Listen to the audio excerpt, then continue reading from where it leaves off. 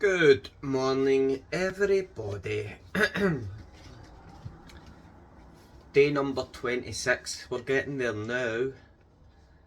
The hour of sorrow approaches for the painful separation of Jesus and Mary as he sets out for his public and apostolic life.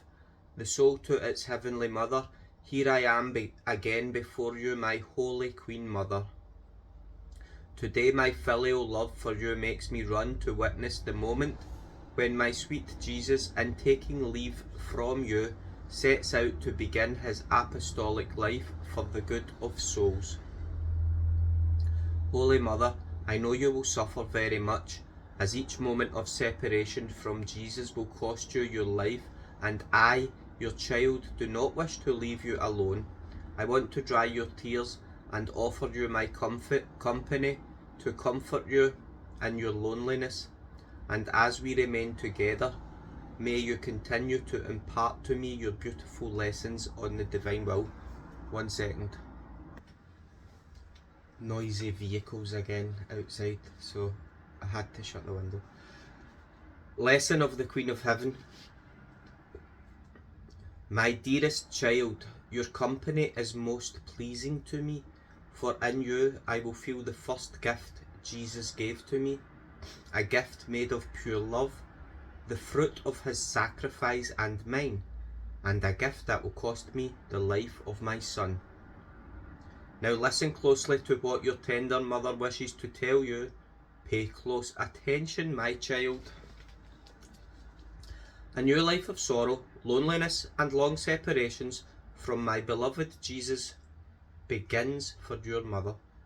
Our hidden life is ended, and he, compelled by love, feels the irresistible desire to go out in public and make himself known, to go in search of man who is lost in the maze of his will and is prey to all evils. Dear Saint Joseph has already died. Jesus is now leaving, and I remain alone in our little house. When my beloved Jesus asked me in obedience to leave, as he did nothing without first having informed me, I felt a sorrowful blow to my heart, but knowing that this was God's supreme will, I promptly offered to him my fiat. I did not hesitate for one instant, and with the fiat of my son and my own fiat fused together, we separated.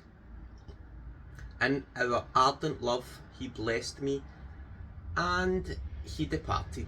I followed him with my gaze as far as I could, and then withdrawing into my little home, I abandoned myself in the divine will, which was my life. But oh, the power of the divine fiat is so immense that this holy will never let me lose sight of my son, nor did he lose sight of me.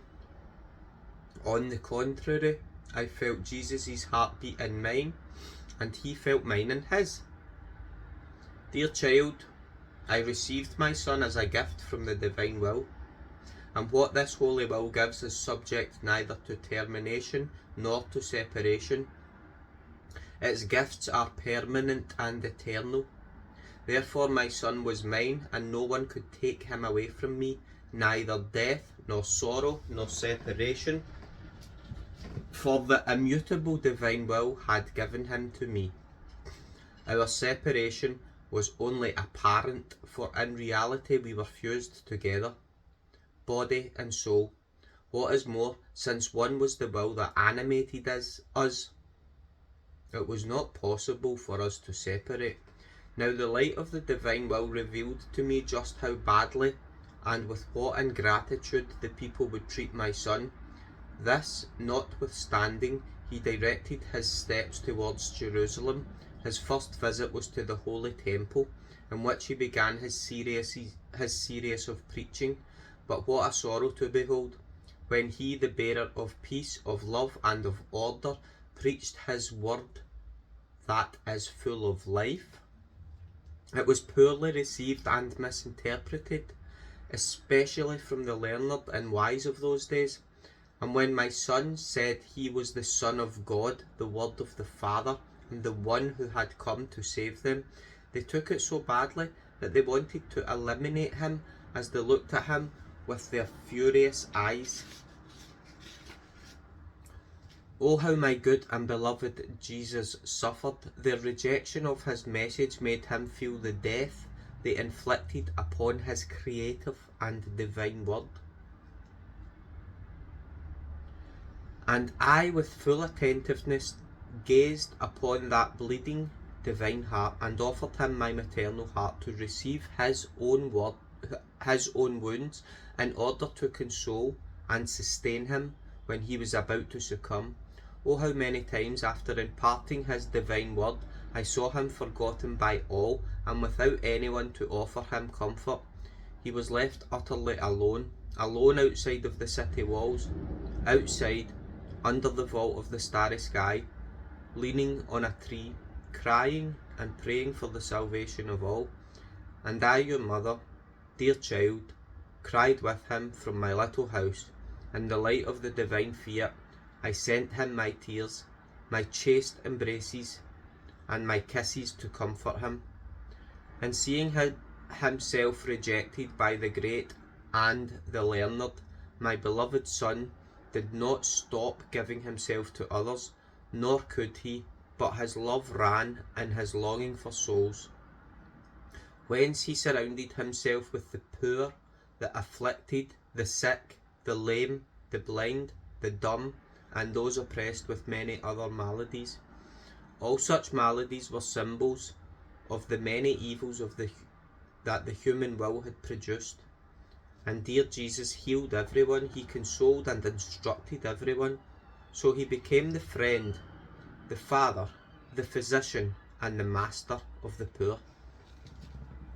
My child, just as the poor shepherds received Jesus at his birth with their visits, so the poor of those days followed Jesus in the last years of his life on earth, even unto his death. Indeed, the poor and the unlearned are the simple ones who are less attached to their own judgment. Thus they are more favoured and blessed,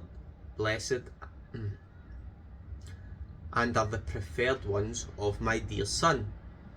After all, Jesus chose poor fishermen to become his apostles and the pillars of the future church. Now, dearest child, if I were to narrate all that my son and I did and suffered during these 3 years of his public life, it would take too long. What I recommend to you is that in all you do and suffer, let your first and last act be offered up in the divine fiat. For it was our mutual fiat that my son and I were able to separate, and our fiat gave us the strength to carry out this sacrifice. Similarly, if you enclose everything in the internal fiat, you will find all the strength you need to carry out what it is you are to do, even if this means having to endure sorrows that may cost you your life. Now, give me your word so that I, your tender mother, may always find you in the divine will. In this way, you will also feel as though inseparable from me and from Jesus, our greatest good. The soul, my most sweet mother, in seeing you suffer so much, I unite myself to you. I entreat you to pour out your tears and those of Jesus upon my soul, to reorder it and enclose it within the divine fiat. Aspiration.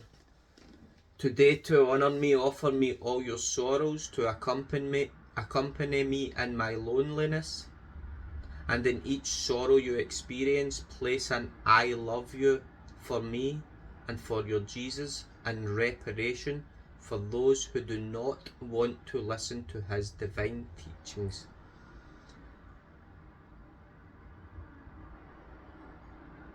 So that's what we have to do for the aspiration today. To honour Mary, offer her all of our sorrows, to accompany her in her loneliness. And each time we experience a sorrow,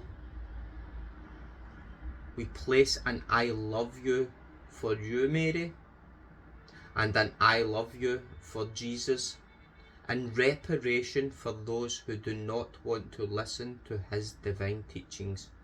Exclamation. Divine Mother, may your word and that of Jesus descend into my heart and form in me the kingdom of the divine will.